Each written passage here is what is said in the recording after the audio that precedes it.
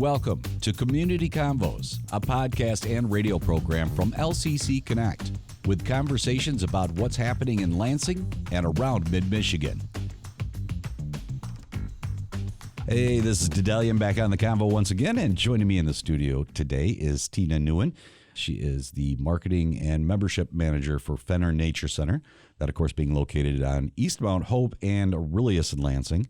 Fenner is an educational environmental center with 134 acres of green space available to explore. I did not know it was that much, but yeah. Yeah, there's over 4 miles of trails to explore, and it's just so fantastic if you get a chance to go out there to really see all of the animals out at specific times of the day. I think it's just a really unique place. Open year-round too, right? Yes, it is open year-round.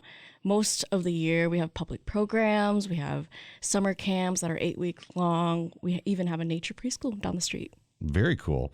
Well, we're already diving right into Fenner, but I want you to take a little bit of time. Introduce yourself. Tell us exactly what it is that you do at Fenner and how long have you been there and how you became involved. Okay, well, hello everyone. My name is Tina. I am the marketing and membership manager at Fenner Nature Center. I have been at Fenner Nature Center for a wee 2 years, but it's felt like a really long time, and I've learned so much. I work with an incredible group of educators and people who care deeply about connecting people to nature through conservation, education, and stewardship.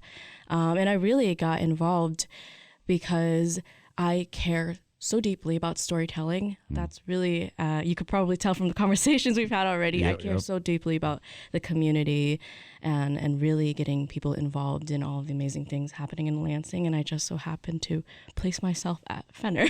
Right. Yeah, yeah. Tina and I did quite a bit of chatting ahead of time, even before we even got on mic here. And you've been an absolute pleasure to talk to, but we of course want to talk specifically about the Maple Syrup Festival. It's going to be taking place March 21st and 22nd this year. For someone who's never been to it before, what can they expect? Great question. So this festival has had so many different versions of it, but we have celebrated the Maple Syrup Festival at Fenner for over 50 years now. That's over 5 decades of environmental education. Wow. And I think that every year, there's a little different activities. There's different celebrations. You know, we have like maple cream demonstrations at the last one, which I don't think was at the ones before that. But it's an incredible way for people to come out and get to know the space, whether or not they are very connected to nature or not. I think there's a little bit of something for everyone. Sometimes people ask me, how do people connect to nature there? And my answer to that is it's different. It's different for everyone.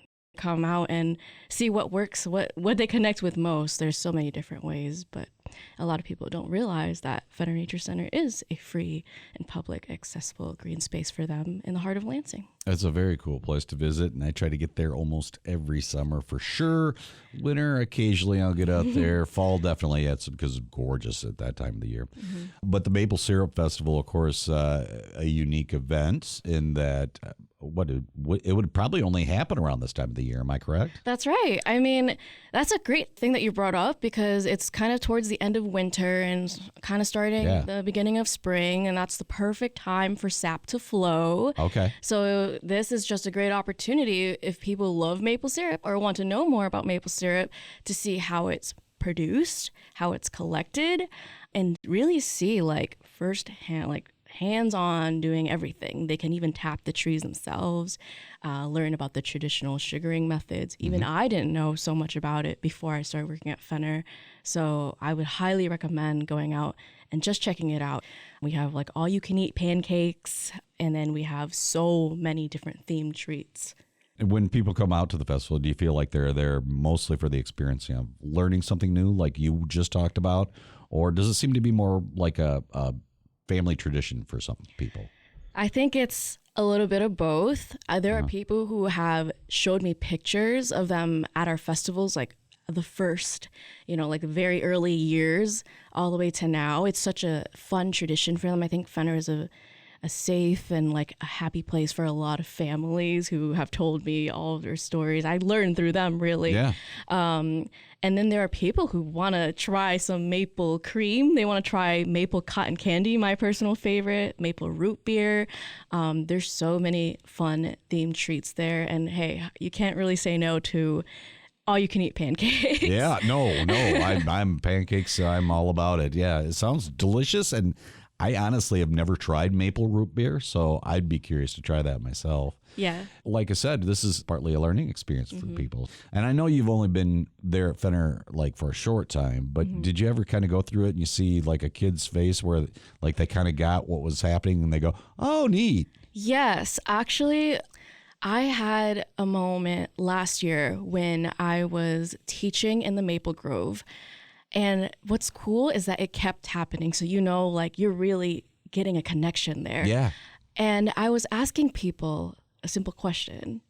I was standing next to the bucket where the tree is tapped. And I asked them, do you know what maple sap looks like? And I will ask you, Dedalian, do you know how much percentage of sugar is in maple sap? I do not. If I had to take a guess, I will say 80%. Lower. Really? 30. Lower. Seriously? 10%. Lower. 3%. So there's 2%. You're very close. 2%? Really? 2% sugar in maple sap. Really? Yeah, and 98% of it is water.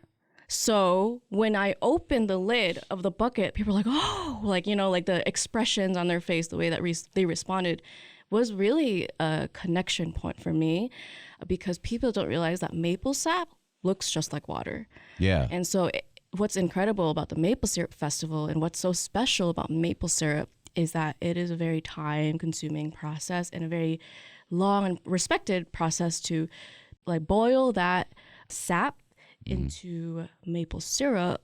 It takes anywhere, it really depends on how much sap you have, but anywhere between 8 to 20 hours just to boil it down to that consistency of syrup. Okay. And when people taste it, I've had them actually taste it, and I'm like, what does it taste like? And when you're saying that, tasting that directly from the tree? Yeah, so it will drip from the spile. Yeah. It tastes like water, but if you've had coconut water, it kind of has a little hint of sweetness, but just very, very it's very subtle.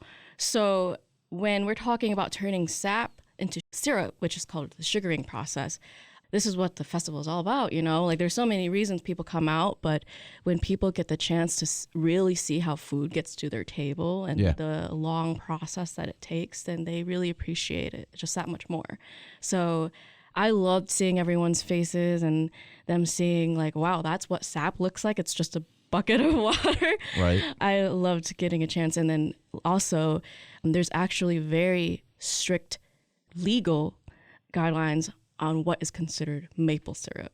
Yeah. So it's around 66% sugar level until it's considered maple syrup. Okay. Yep. So it's all these interesting facts about maple syrup that I wouldn't have known before I started. Now, do you happen to know why it goes from the watery look from the tree to, more of a brown vibe, I guess, when it comes out of your bottle of syrup that you might purchase at the store? Yeah, that's such a good question. Do you happen Scientifically, I personally need to learn more about that. Okay. I haven't had a chance, but I do know that they're really specific about that. They use like an actual tool to check the density to make sure that it does match exactly around 66%. Otherwise, it's not considered maple syrup. And some people are really serious about that. Gotcha. Yeah.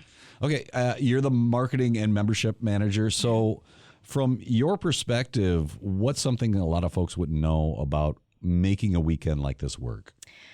Oh boy. So we're a nonprofit and we have a small team. People don't realize that we rely a lot on our volunteers who are really great people who come out and invest their time into giving back to the community, take the time out of their day to come out and make these festivals possible. But not only that, the Maple Syrup Festival, even though it's in March, we start planning for that months and months beforehand. Yeah. It could be anywhere between December to January. We're already thinking about it.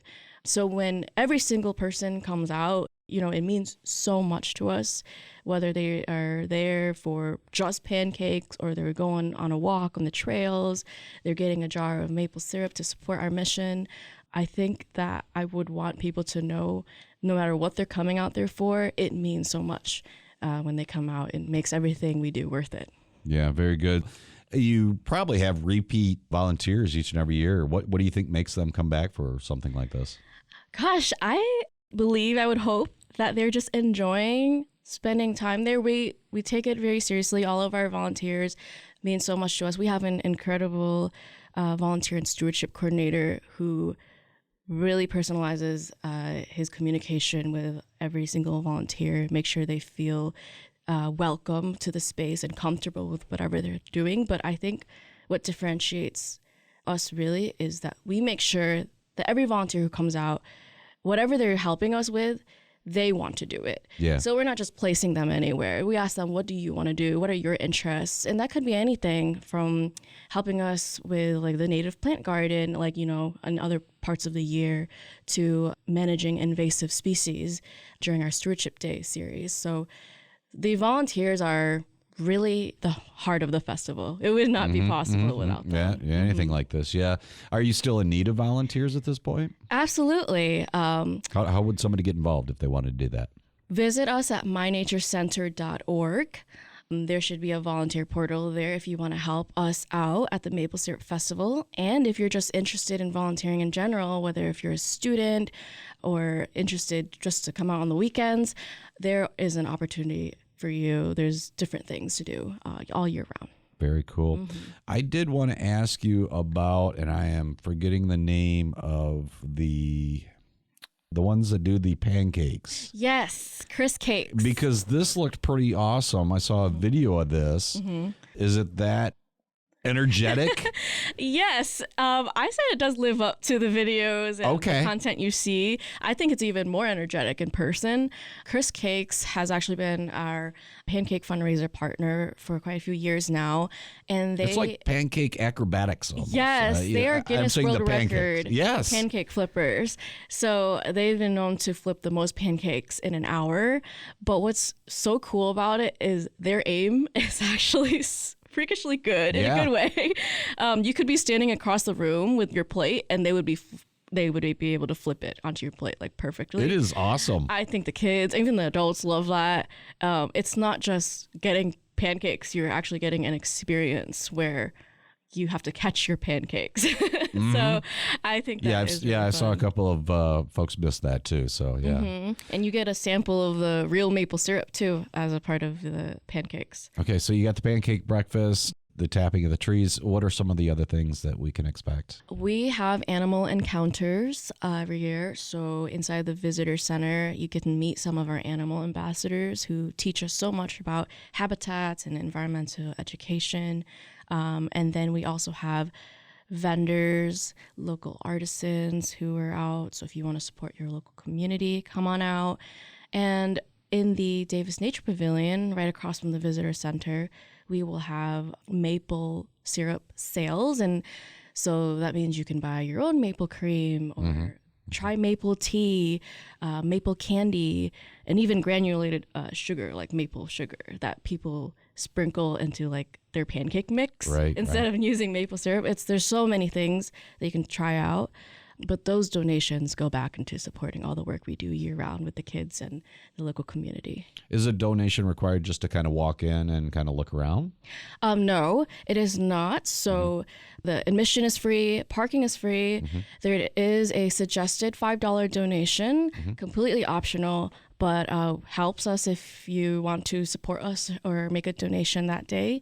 And of course, there's opportunities to donate in other ways, like throughout the festival, if you don't want to do it right up front, right there and then there.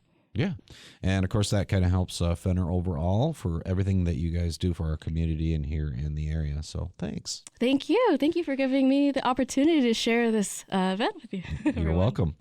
Tina Nguyen, she is the marketing and membership manager for Fenner Nature Center, stopping by to talk about the Maple Syrup Festival. Again, it's taking place March 21st, 22nd at Fenner Nature Center. If you want to find out more information, visit mynaturecenter.org.